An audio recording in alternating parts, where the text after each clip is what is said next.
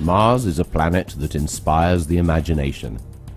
Was it once part of the Earth, split away by a massive meteor collision?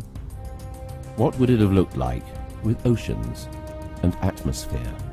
We now know there is water just below the surface, but what life forms could it have sustained? Maybe it still does sustain life forms. There are millions of people online every day who believe there is still life on Mars. Conspiracy theorists believe these life forms were responsible for the disappearance of 4 NASA spacecraft. Could any of the arcane theorists be right?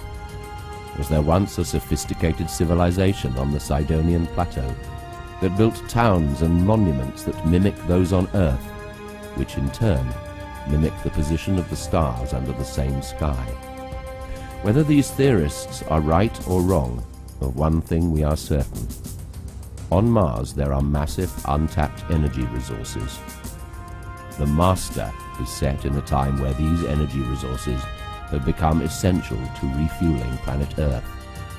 Mining and space shipping is fraught with its own dangers of piracy by privateers and blackmail by the mining conglomerates. So the operation is run by a massive supercomputer known as Central Knowledge, built to preserve and serve the future of humankind.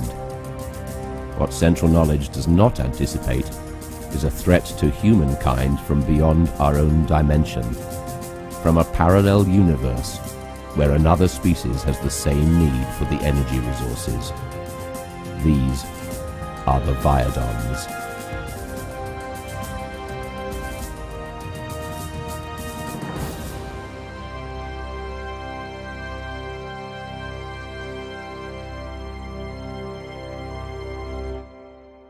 We know that life on Earth began in water. Complex proteins formed that ultimately became intelligent life. Viadon life began by the same process, but in their world it was not the mammals, but the crustaceans that became the dominant, intelligent species.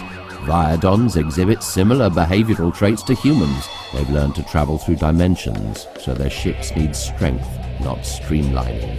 Our human heroes are led by Rick Teletsky, a Han Solo-style maverick, who does his job well but has little respect for the New Order or its reliance on the single new offshore energy source. The Deep Space Council is led by Trimorg Benequist. Talia Radzitsky is his beautiful apprentice, somewhat taken by the casual arrogance of Rick Teletsky.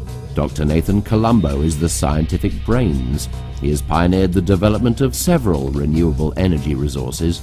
His old-style counterpart is the female droid Baladon, able to carry out Colombo's every command and ultimately control every move of the Marster. Following a near-death confrontation in space, it's Baladon and Colombo who reconstruct Rick Teletsky's body with Dagon plasma, and hence he becomes the Marster, able to change his shape using life cycle memory implants into controlled metal-structured tissues. It is only using this combined power that the human race is able to confront the Viadons. Marster is written in the best traditions of classic comic book superheroes. So how did it all begin? Rick Teletsky returning from a routine mission. On his final approach, his shuttle becomes critically unstable as it reaches its landing bay. On inspection, it seems that there is a rip in the hull that looks like meteor damage, but there are no meteor fragments inside. A second shuttle piloted by Commander Zuffa crashes in the next air dock, suffering a total energy failure. Rick's power systems stood up because of his old-style fuel cells on board. Zuffa has disappeared. Dr. Colombo takes Rick into his inner laboratory and shows him a prototype organic metal plasma capable of changing shape on life cycle memory commands. He demonstrates using Baladon to transmit a hexadecimal code which mutates the plasma into a human-like hand. Suddenly, the alarm sirens are heard at the base, and massive explosions in the upper levels. They must run fast to Central Knowledge, the base's supercomputer, to take orders from Trimorg Benequest. The base is powered by Menergite, the wonder fuel mined on the planet Mars. But every second, the power is being drained. Without power, the whole base will die, including Central Knowledge. I must have power, shouts Trimorg. Diverting backup power from Dagon plasma, replies Columbo. Slowly the system stabilizes. Suddenly, like a wild animal stalking its prey, a giant spaceship materializes above the base. Mysteriously, Commander Zuffa also materializes inside the spaceport. Where had he been during the accident? Teletsky steps up to the plate. Let me at him, I'll blow that thing back where it came from. Trimorg summons the commanders as they plan their reply to the invaders. The commanders prepare for action and deploy their attack shuttles, but before they have time to arm their cannon, their power sources fail completely. All fuel cells are immediately and inexplicably emptied. Only 2 ships remain in powered flight, Teletsky's and Zuffa's. Zuffa pulls out of the dogfight as they approach the massive ship. It's all down to Rick. He fires 2 massive blasts at the alien ship, which fires back with its particle cannons. Baladon activates the particle jammer, and Rick fires again his high-penetration torpedoes, which rip through the alien hull. As the crew at the base cheer Rick on, a mysterious yellow glow surrounds the strange vessel as they see what appears to be a meteor shower coming from inside towards them. Combining firepower, they destroy the 4 main Meningite reactors on the base. There is utter confusion as the base begins to disintegrate. Rick's ship is attacked. But with what? What is it? It's like a giant claw ripping through its hull. There is no hope for the tiny space shuttle. Its impact on the surface is devastating. Leave this to me, shouts Columbo. There is hope. It's never been done before, but it's now or never. Columbo finds Baladon, who has rescued Rick's crumpled body from the wreckage. Quick, Baladon, into the lab!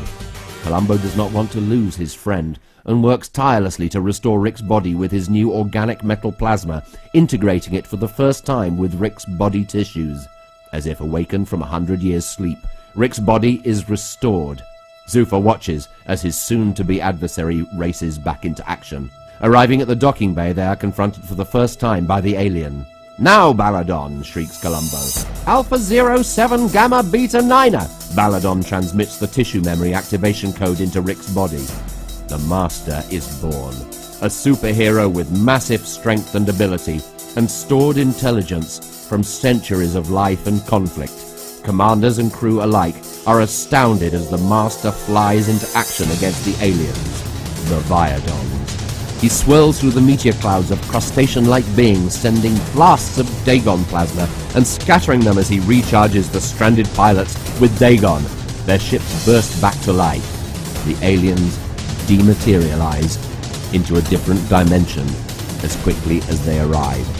For now, the threat is over, and a new superhero is born. He is the Marster.